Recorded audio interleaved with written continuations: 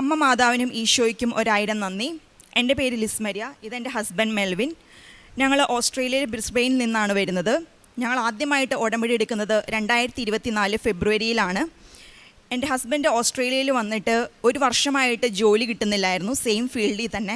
കുറേയേറെ കമ്പനികളിൽ പല പല പ്ലാറ്റ്ഫോമുകളിലായിട്ട് ഞങ്ങൾ അപ്ലൈ ചെയ്തു, CV അയച്ചു, നേരിട്ട് കൊണ്ടുപോയി കൊടുത്തു. അതല്ലാതെ പല പല പ്ലാറ്റ്ഫോമുകൾ വഴി ഞങ്ങൾ അപ്ലൈ ചെയ്തു, എന്നിട്ടൊന്നും ജോലി കിട്ടുന്നില്ലായിരുന്നു.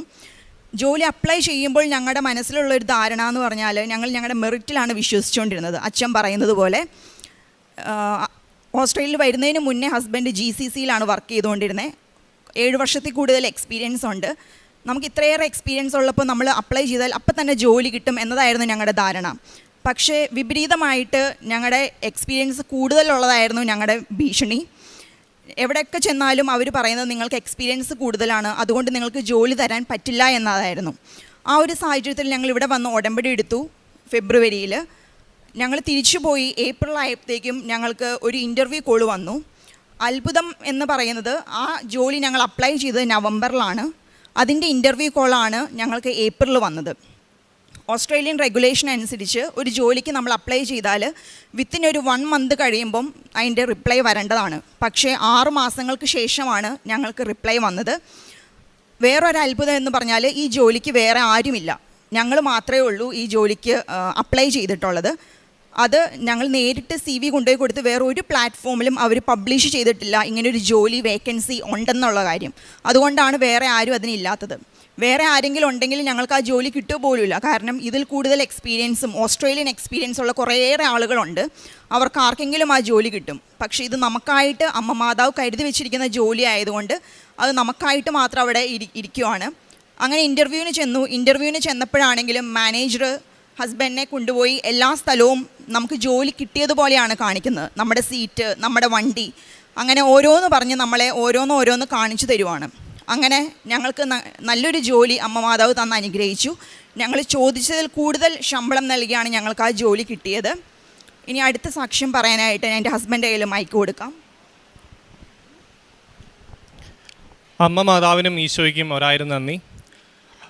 ഒത്തിരി നാളായി കൊതിച്ചിരുന്ന ഒരു ദിവസമാണ് ഇന്ന് ഈ ദൈവസന്നിധിയിൽ വന്ന് ഞങ്ങളുടെ സാക്ഷ്യം പറയുക എന്നുള്ളത്. കഴിഞ്ഞ വർഷം ഈ സമയത്ത്, അതായത് റാലിക്ക് അറ്റൻഡ് ചെയ്യാൻ വേണ്ടി എൻ്റെ വൈഫ് വന്ന് സാക്ഷ്യം പറയാൻ പ്ലാൻ ചെയ്തിരുന്നു. ബട്ട് അൺഫോർച്ചുനേറ്റ്ലി അന്ന് എനിക്ക് വരാൻ പറ്റിയിരുന്നില്ല. ആ ജോലിയിൽ കയറിയിട്ട് 6 മാസമായതുകൊണ്ട് അങ്ങനെയാണ് ഇപ്പോൾ 1 കൊല്ലത്തേക്ക് നീണ്ടു വന്ന്. അപ്പോൾ അതുകൊണ്ട് ഞങ്ങൾക്ക് 2 സാക്ഷ്യം ഇപ്പോൾ ഈ സന്നിധിയിൽ പറയാനായിട്ട് ഇടവന്നു. ജോലിയോട് സംബന്ധിച്ച പോലെ തന്നെ ജോലി എപ്പോഴും ഒരു പ്രയോറിറ്റി ആയിരുന്നെങ്കിലും അടുത്തതായിട്ട് നെക്സ്റ്റ് ലെവലിലേക്ക് വന്നപ്പോൾ അവിടെ ഞങ്ങൾക്ക് കണ്ടിന്യൂ ചെയ്യണമെങ്കിൽ ഞങ്ങളുടെ വിസ പെർമനൻറ്റ് റെസിഡൻസിലേക്ക് മാറണമെന്നുണ്ടായിരുന്നു. ഞാൻ ഇവളുടെ ഡിപ്പെൻഡൻറ്റ് വിസയിലാണ് ഓസ്ട്രേലിയയിലേക്ക് പോയത്, അതായത് ഒരു ടെമ്പററി വിസയിൽ. എനിക്ക് ജോലി കിട്ടുമ്പോൾ ഏകദേശം 6 മാസത്തേക്ക് മാത്രമാണ് ഞങ്ങൾക്ക് വിസ ഉണ്ടായിരുന്നുള്ളൂ. വിസ ഉണ്ടെങ്കിൽ മാത്രമേ അവിടെ നിൽക്കാൻ പറ്റുള്ളൂ, ജോലി ചെയ്യാൻ പറ്റുള്ളൂ. അതല്ലെങ്കിൽ ഞങ്ങൾ സ്റ്റുഡൻറ്റ് ലൈഫ് വീണ്ടും ഓപ്പൺ ചെയ്യണം. അതേ രീതിയിൽ ഒത്തിരി ഫൈനാൻഷ്യൽ ബേർഡൻസ് വരുന്നതിനാൽ ഞങ്ങളതങ്ങനെ ഒത്തിരി വേറിയായിട്ടിരിക്കുകയായിരുന്നു. ജോലി കിട്ടി 6 മാസത്തിന് ശേഷം ഞാൻ എൻ്റെ മാനേജറായിട്ട് റിക്വസ്റ്റ് ചെയ്തു, അതായത് കമ്പനി സ്പോൺസർ ചെയ്യണം. ഞങ്ങളിങ്ങനെ ഒരു ഡിലേമേ സിറ്റുവേഷനിലാണ്. സാധാരണഗതിയിൽ ഞാൻ വർക്ക് ചെയ്യുന്നത് ഓയിൽ ആൻഡ് ഗ്യാസ് ഫീൽഡിലാണ്, കെമിക്കൽ എഞ്ചിനീയർ ആയിട്ടാണ്. സാധാരണ ഓസ്ട്രേലിയ എന്ന് കേൾക്കുമ്പോൾ അല്ലെങ്കിൽ UK, കാനഡ എന്ന് കേൾക്കുമ്പോൾ സാധാരണഗതിയിൽ നേഴ്സസാണ് പ്രിഫറൻസ്, ഹെൽത്ത് സെക്ടറാണ്. അപ്പോൾ ഒരു ക്രിട്ടിക്കൽ സെക്ടറിൽ ഒരു മുൻപരിചയമില്ലാത്ത ജസ്റ്റ് ഒരു 6 മന്ത്സിൻ്റെ മാത്രം എക്സ്പീരിയൻസ് ആ കമ്പനിയിൽ നിന്നുകൊണ്ട് സ്പോൺസർഷിപ്പിന് റിക്വസ്റ്റ് ചെയ്യുക എന്നുള്ളത് വളരെ നമ്മൾ വിചാരിക്കുന്നതിൽ അതീതമായിട്ടുള്ളൊരു കാര്യമായിരുന്നു. അപ്പോൾ മാനേജറായിട്ട് ഡിസ്കസ് ചെയ്തപ്പോൾ പുള്ളി പറഞ്ഞു, എനിക്കിതിനെക്കുറിച്ച് കൂടുതലായിട്ട് കാര്യങ്ങളൊന്നും അറിയില്ല. കാരണം നിനക്ക് ഓൾറെഡി വിസയുണ്ട്, നിനക്കിവിടെ വർക്ക് ചെയ്യാം, കാര്യങ്ങളെല്ലാം മുന്നോട്ട് പോകും. അതല്ലാതെ റെസിഡൻസി, പെർമനൻസി ഇങ്ങനെ പറഞ്ഞ കാര്യങ്ങൾക്ക് യാതൊരു ഇൻഫർമേഷനും എനിക്കില്ല. ബട്ട് എന്നിരുന്നാലും ഞാൻ മാനേജ്മെൻറ്റായിട്ട് ഡിസ്കസ് ചെയ്ത് ഒരു തീരുമാനത്തിലെത്താം എന്നുള്ള രീതിയിൽ. അപ്പോൾ ഞാൻ വൈഫായിട്ട് ഡിസ്കസ് ചെയ്ത് ഞാൻ ഓൾറെഡി സംസാരിച്ചിട്ടുണ്ട്. പക്ഷേ ഒരു പോസിറ്റീവ് റെസ്പോൺസ് ഉണ്ടാകുമോ ഇല്ലയോ എന്നറിയില്ല. പക്ഷേ അവിടെയും ഈ പറഞ്ഞ രീതിയിൽ 6 മാസം മുമ്പ് CV കൊടുത്ത് ഞങ്ങൾ ഡയറക്റ്റായിട്ട് കൊണ്ടുപോയി കൊടുത്തത് ഒരു 6 മാസം കഴിഞ്ഞ് ഞങ്ങൾക്ക് റിപ്ലൈ വന്നത്. അതേ രീതിയിൽ വലിയൊരു അത്ഭുതം 3 മാസം കഴിഞ്ഞപ്പോൾ നവംബർ 2024 നവംബറിൽ 20 ഞാൻ റിക്വസ്റ്റ് ചെയ്തത്. ജാനുവരി 20 ഞാൻ അങ്ങോട്ട് പോലും ചോദിക്കാതെ എൻ്റെ മാനേജർ എന്നെ വിളിച്ച് പറഞ്ഞു, Melvin, we are happy to sponsor you. ആ ഒരു നിമിഷം എന്ന് പറയുന്നത് അൺഫോർഗറ്റബിൾ ആയിട്ടുള്ള എക്സ്പീരിയൻസ് ആയിരുന്നു. അത് തീർച്ചയായിട്ടും അമ്മ മാതാവിൻ്റെ ഏറ്റവും വലിയൊരു അനുഗ്രഹമായിട്ട് ഞങ്ങൾ കരുതുകയാണ്. അതുപോലെ എപ്പോഴും സ്പോൺസർഷിപ്പ് ഒരു വളരെ ചിലവേറിയൊരു സംഭവം തന്നെയാണ്. ഏകദേശം 8.5 ലക്ഷത്തോളം എക്സ്പെൻസസാണ് സാധാരണഗതിയിൽ ഒരു 2 പേർക്ക് ഏകദേശം എക്സ്പെൻസ് വരുന്നത്. ഒരു ഒറ്റ പൈസ പോലും ചിലവില്ലാതെയാണ് എന്നെ കമ്പനി സ്പോൺസർ ചെയ്തത്. 8.5 ലക്ഷം രൂപയും കമ്പനി തന്നെ എടുത്തിരിക്കുന്നു. ഞങ്ങൾക്ക് ഞങ്ങളുടെ മെഡിക്കലിൻ്റെ എക്സ്പെൻസ് അല്ലാതെ വേറെ ഒരു പൈസയും, അതായത് ഓൾമോസ്റ്റ് ഒരു 25,000 രൂപയാണ് ഞങ്ങൾക്ക് ഞങ്ങളുടെ കയ്യിൽ നിന്ന് സ്പെൻഡ് ചെയ്ത് വന്ന ആ ഒരു എമൗണ്ട്. അപ്പോൾ ആപ്ലിക്കേഷനെല്ലാം വളരെ ഫാസ്റ്റായിട്ട് അവർ ഫോർവേഡ് ചെയ്തു. ഇപ്പോൾ നിലവിൽ PR-ൻ്റെ ഫൈനൽ ഗ്രാൻഡ് പ്രോസസ്സിൽ വെയിറ്റ് ചെയ്തിരിക്കുകയാണ്. നന്ദി.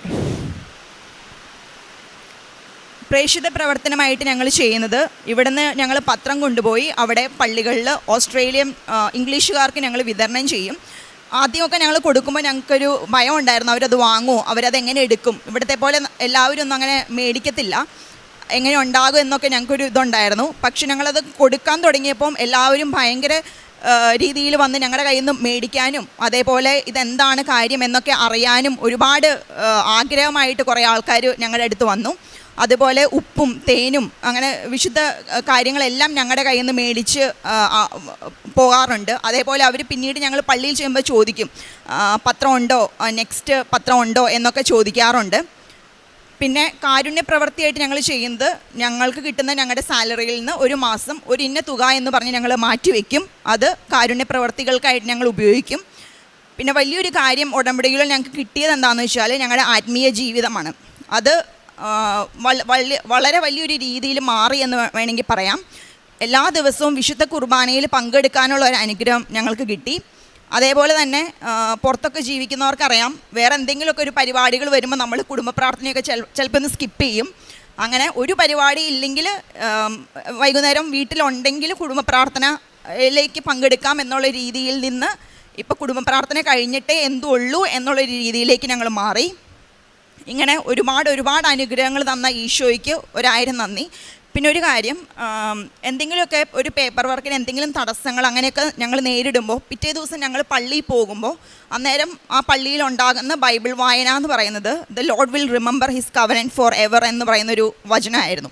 അപ്പം അത് കേൾക്കുമ്പോൾ നമുക്ക് പിന്നെയും നമ്മൾ ഉറപ്പിക്കുവാണ്, ഞങ്ങൾ ഉടമ്പടി പിന്നെയും മാതാവ് ഏറ്റെടുത്തുകൊണ്ടിരിക്കുകയാണ്. ഒരുപാട് ചെറുതും വലുതുമായിട്ടുള്ള അനുഗ്രഹങ്ങൾ ഞങ്ങൾക്ക് വേറെ അമ്മ മാതാവ് തന്നിട്ടുണ്ട്. ഇത്രയേറെ അനുഗ്രഹങ്ങൾ തന്ന അമ്മ മാതാവിനും ഈശോയ്ക്കും 1000 നന്ദി. നേർച്ച വസ്തുക്കളായിട്ട് ഞങ്ങൾ ഉപയോഗിക്കുന്നത്, ഇൻ്റർവ്യൂവിന് പോയപ്പം ഉപ്പ് ഞങ്ങൾ ഉപയോഗിച്ചിരുന്നു. അതേപോലെ തന്നെ എല്ലാ ദിവസവും ഞങ്ങൾ 2 പേരും ജോലിക്ക് പോകുമ്പോൾ പ്രാർത്ഥിച്ച് ഉടമ്പടി തൈലം ഞങ്ങൾ കുരിശ് വരച്ചിട്ടാണ് വീട്ടിൽ നിന്ന് ഇറങ്ങാറുള്ളൂ. എല്ലാത്തിനും നന്ദി പറഞ്ഞുകൊണ്ട് ഞാൻ നിർത്തുന്നു.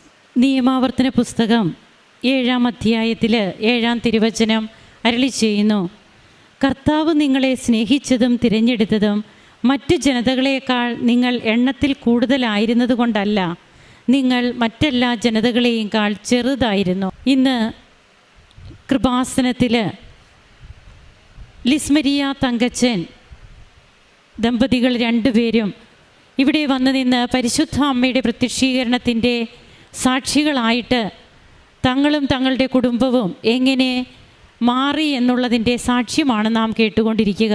എല്ലാം തങ്ങൾക്ക് സാധിക്കും. ഹസ്ബൻഡിന് 7 വർഷത്തോളം സെയിം ഫീൽഡിൽ എക്സ്പീരിയൻസ് ഉള്ള വ്യക്തി. അതുകൊണ്ട് തന്നെ ഹസ്ബൻഡ് ഓസ്ട്രേലിയയിലേക്ക് വരുമ്പോൾ മറ്റൊന്നും ചിന്തയില്ല, തനിക്ക് എക്സ്പീരിയൻസ് ഉണ്ട്, അതുകൊണ്ട് തന്നെ ജോലി റെഡിയാണ്. 2 പേരും അങ്ങനെ തന്നെ വിശ്വസിച്ചു. എന്നാൽ it is not by merit but by grace. നമ്മുടെ യോഗ്യതയല്ല, കർത്താവിൻ്റെ കൃപയാണ് നമുക്കെല്ലാം സാധ്യമാക്കി തരുന്നത് എന്നുള്ള ആ ഒരു വെളിപ്പെടുത്തൽ ഇന്ന് ഈ മക്കൾ ഇവിടെ പങ്കുവയ്ക്കുകയാണ്. ഞങ്ങൾ കഴിവിൽ വിശ്വസിച്ചു, ഞങ്ങളുടെ മെറിറ്റിൽ വിശ്വസിച്ചു, എന്നാൽ ഈ മെറിറ്റ് ഒന്നുമല്ല എന്നുള്ളത് അതുതന്നെയാണ് നിയമാവർത്തന പുസ്തകം 7:7 നാം ഇന്ന് വായിച്ചു കേട്ടതും. കർത്താവ് നമ്മെ തിരഞ്ഞെടുത്തത് നാം മറ്റെല്ലാ ജനതകളെയും വലിയവരായതുകൊണ്ടല്ല, ചെറുതായിരുന്നത് കൊണ്ടാണ്. അപ്പോൾ ഇന്ന് ഇവർ പൂർണ്ണമായും വിശ്വസിക്കുകയാണ് തങ്ങൾക്ക് ലഭിച്ചത് ദൈവിക ദാനമാണെന്നും അത് പരിശുദ്ധ അമ്മയുടെ മധ്യസ്ഥതയിലുള്ള ഉടമ്പടി അനുഭവമായിട്ട് മാത്രം ഈ മക്കൾ ഇന്ന് തങ്ങളുടെ ജീവിതത്തിൽ കരുതുന്നു. അതുകൊണ്ട് തന്നെയാണ് എത്രയേറെ നേരമാണെങ്കിലും ഇവിടെ നിന്ന് ഈ സാക്ഷ്യം പറഞ്ഞിട്ടേ പോകൂ എന്നുള്ള ഒരേ ഒരു നിശ്ചയദാർഢ്യത്തോടെ തന്നെ പല മക്കളും ഇന്ന് ഇവിടെ ആയിരിക്കുക.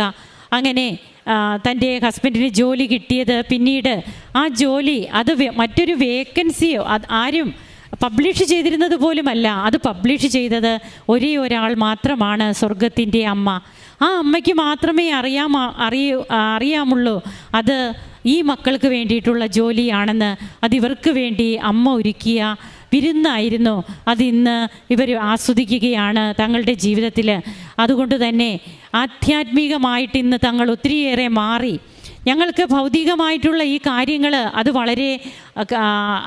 വളരെ ഏറെ അമ്മ ഞങ്ങൾക്ക് നൽകി, അമ്മയിലൂടെ ഈശോ ഞങ്ങൾക്ക് നൽകി. അത് ഞങ്ങൾക്ക് വേണ്ടത് തന്നെയാണ്.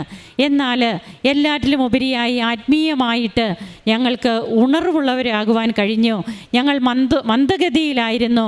ആ മന്ദോഷ്ണരായിരുന്ന ഞങ്ങളെ ഇന്ന് തീ ഊതി, കനൽ എങ്ങനെയാണ് ഊതി അത് തീപ്പൊരിയാവുക, ആ ഒരു തീഷ്ണതയാണ് ഇന്ന് ഈ മക്കൾക്ക് ഇവിടെ കിട്ടിയിരിക്കുക. തീർച്ചയായും ഇത് തന്നെയാണ് ഉടമ്പടി അനുഭവത്തിൻ്റെ നമുക്ക് ഓരോരുത്തർക്കും ലഭിക്കുന്നതും. നമുക്ക് കരങ്ങളടിച്ച് ഈശോയ്ക്കും അമ്മയ്ക്കും നന്ദി പറയാം. യേശുവേ നന്ദി, യേശുവേ സ്തുതി, യേശുവേ ആരാധന.